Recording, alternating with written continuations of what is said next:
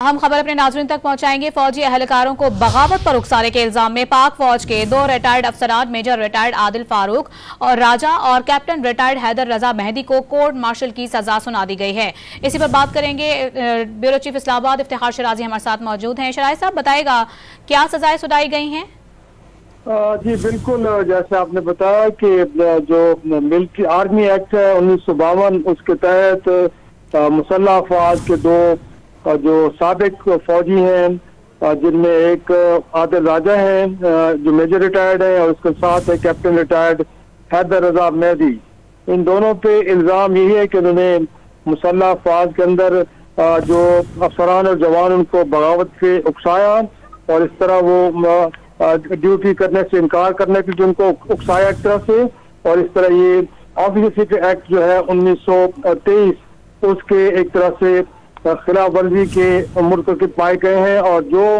सजाएं इनको दी गई हैं गोया कि फील्ड मार्शल कोर्ट की जानिब से, उसमें कहा गया है कि जो मेजर रिटायर्ड आदिल फारूक राजा हैं इनको 14 साल कैद बामुशक्कत की सजा सुनाई गई है, जबकि कैप्टन रिटायर्ड हैदर रजा मेहदी को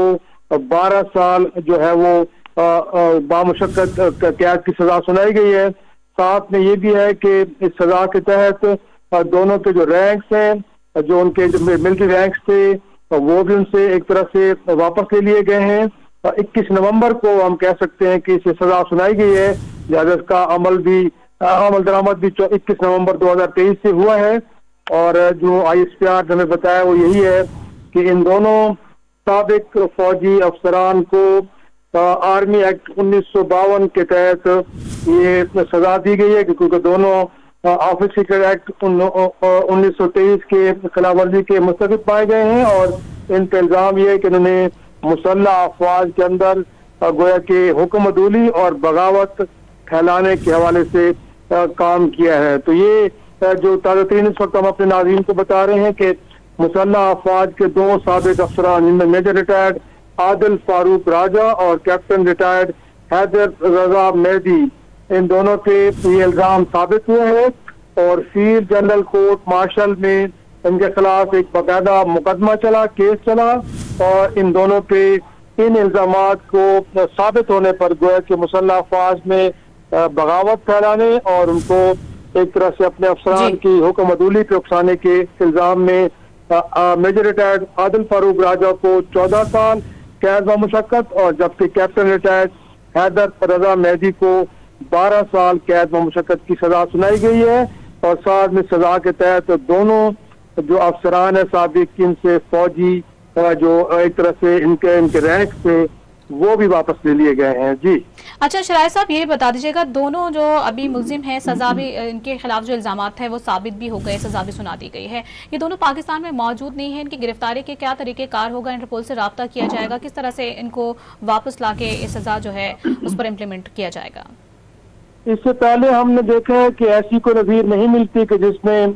साबिक फौजी अफसरान के जो मुल्क के अंदर मौजूद ना हो और उनके खिलाफ इस तरह का कोई मामला मुकदमा चला हो और फिर उनको सजाएं दी गई हों। तो ये अपनी नौयत एक मुनफरिद जरूर केस है जिसमें मिलिट्री कोर्ट में इनको ट्रायल किया गया है। अब देखना ये है कि अगर इन मुल्जमान को, इन मुजरमान को वतन वापस ला के तो जेल में डालना मकसूद है, तो क्या उस हवाले से जो इंटरनेशनल पुलिस है, जिसको हम इंटरपोल के नाम से जानते हैं, जिसका पाकिस्तान भी सिग्नेटरी है, लेकिन देखना ये पड़ेगा कि क्या जो फौजी अदालतों से सजा पाने वाले ऐसे मुजरमान हैं, क्या उनको वतन वापस लाने के हवाले से भी इंटरपोल कोई ताउन करते है कि नहीं करता। मेरे ख्याल में इस हवाले से कानूनी और आईनी माहिरीन से हमें राय लेनी होगी, क्योंकि जो सिविल कोर्ट्स हैं वहाँ से ऐसे लोगों को जब सजाएं मिलती हैं तो इंटरपोल ऐसे मुल्जमान को या मुजरमान को उन मुतल्लिका ममालिक में लाने के हवाले से अपना किरदार अदा करती है। लेकिन मेरा ख्याल में ये अपनी नौयत का पहला केस है कि जिसमें कुछ फौजी अफसरान को रिटायर्ड जो है उनको फौजी अदालतों से सजा हुई है। और इस मामले पे अब देखना ये पड़ेगा कि क्या जो इंटरपोल है वो इस तरह के मामलात में भी फैसिलिटेट करती है ममालिक को या नहीं करती। मेरे ख्याल में इस हवाले से हमें जरूर किसी मिलिट्री बैकग्राउंड के किसी ऑफिसर से पूछना पड़ेगा या फिर लॉ एक्सपर्ट इस मामले में बता सकते हैं कि क्या ऐसा मुमकिन है कि नहीं है। जी